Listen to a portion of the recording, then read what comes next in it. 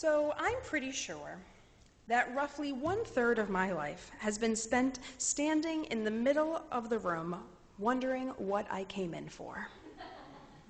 I'm sure you can all relate. Because we are a forgetful people.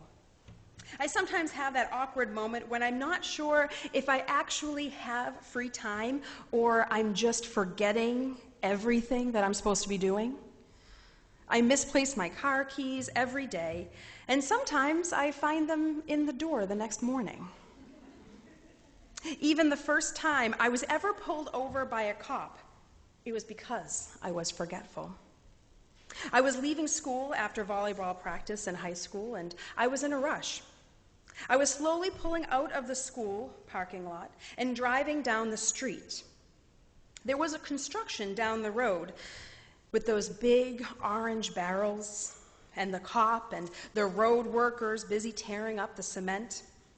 Well, I waited in my lane for my lane to be told that we can pass as it went down to just one lane, and the cop told us that we can get going and we can go forward. And as I was driving by the cop, I hear a bang on my trunk hood. I looked in the rear view mirror and I saw the cop waving at me, and immediately I slammed on the brakes. The cop jogged over to my door and knocked on the window, and I rolled down my window. And then he proceeded to get my school books off the top of my car and hand them to me in my window. So to be fair, the first time I got pulled over was not for speeding, because I definitely was not going fast enough, because all of my books stayed on top of my car going down the road. So yes, I have been known to be forgetful at times. But we all have had moments of forgetfulness. The Israelites were also a forgetful people. You see, they had forgotten what they had been told, what they had learned, what they had known about God. And so our prophet Isaiah speaks to God, asking them, "Have you not known? Have you not heard? Has it not been told to you from the beginning?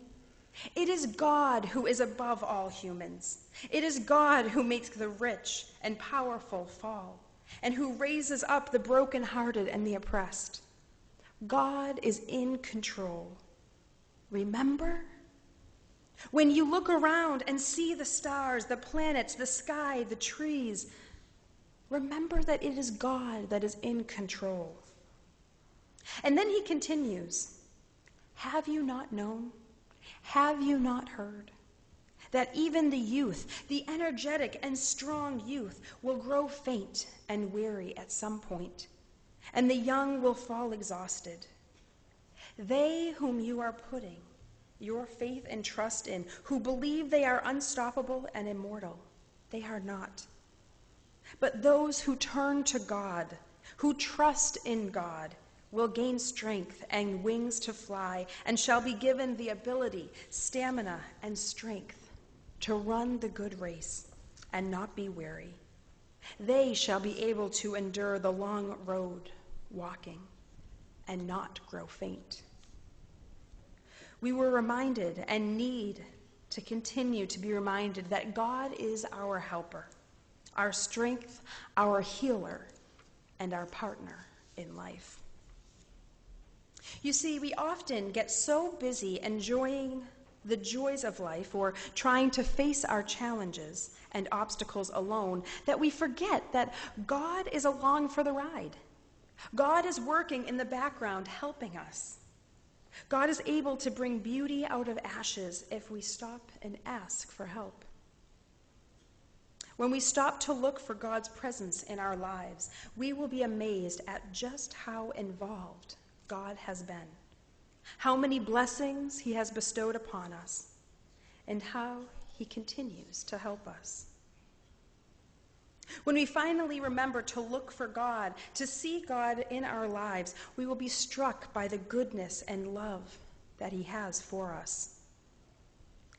And it is then that we will be moved to give thanks.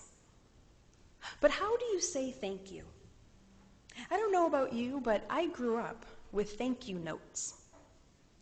So much so that on Christmas each year, my parents would also include with our gifts thank you notes to write the next day after Christmas. We had to write notes for birthdays, Christmas, anytime somebody helped us or showed kindness. It was a gesture that we did. It's not only common courtesy or polite manners, but rather a way to acknowledge the gift, show gratitude and appreciation for not only what they did, but for them. We could write a letter to God, taking time out of our day to put down in words our thoughts and feelings as a prayer. Perhaps we could say it to God as a prayer from our mouth. But another way to thank someone, and especially to thank God, is to pay it forward. This fall, when we had less than a 24-hour notice that we would have a son from the adoption agency, people came out of the woodwork to help, offering diapers, baby supplies, baby swings, cribs, clothes, you name it, and many of the members of this church did too. We were overwhelmed with the generosity of so many.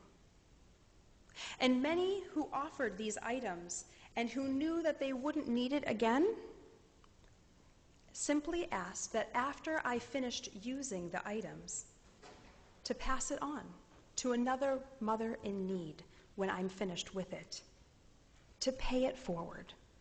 That's all they asked. And I feel honored to be able to pay it forward, to help someone else as I had been helped.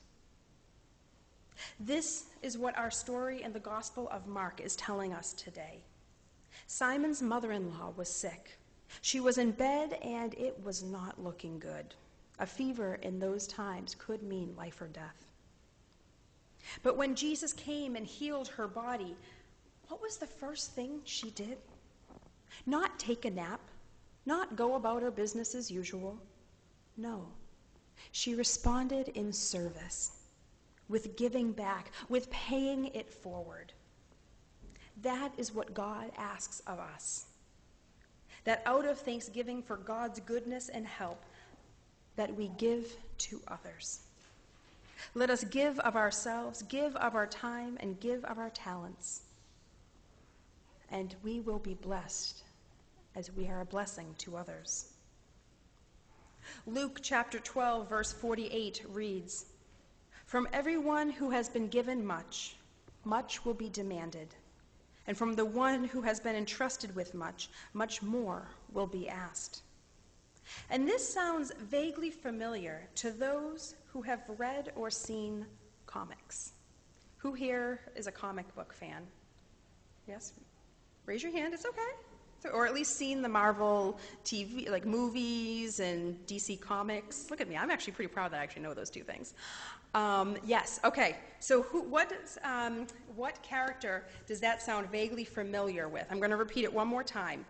From everyone who has been given much, much will be demanded.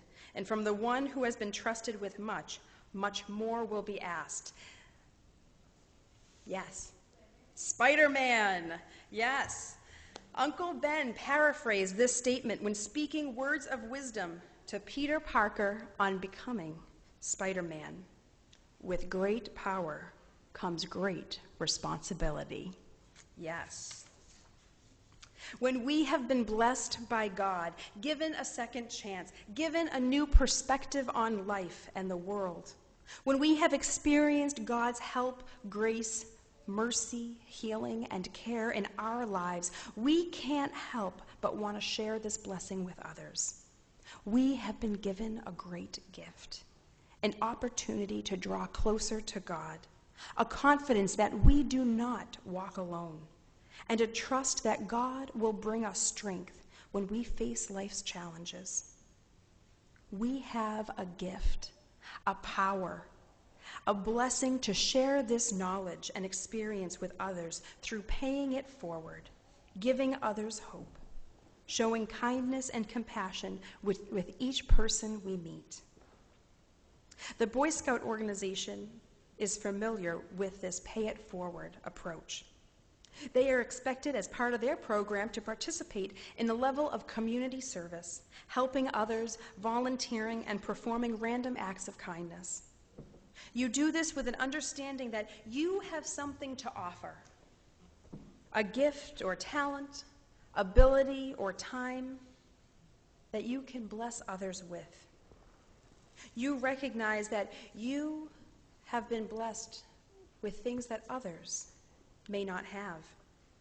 It may be your free time, your strength, your youth, ability, or talent. And you give because you know that others have given to help you throughout your life. We have all been blessed, helped, and loved by our God throughout our lives. And it is in recognition and appreciation of that that we give back to others and serve. Remember, only God can turn a mess into a message, a test into a testimony, a trial into triumph, and a victim into victory. God has been with us and is with us throughout all of life's challenges and struggles, helping us through. This week, I invite you to take time to see how God has been and is currently working in your life, helping you, giving you strength, and providing for you. And when you do, I pray that you will be moved to give thanks to God through extending God's care and love to others through doing a good turn. Amen.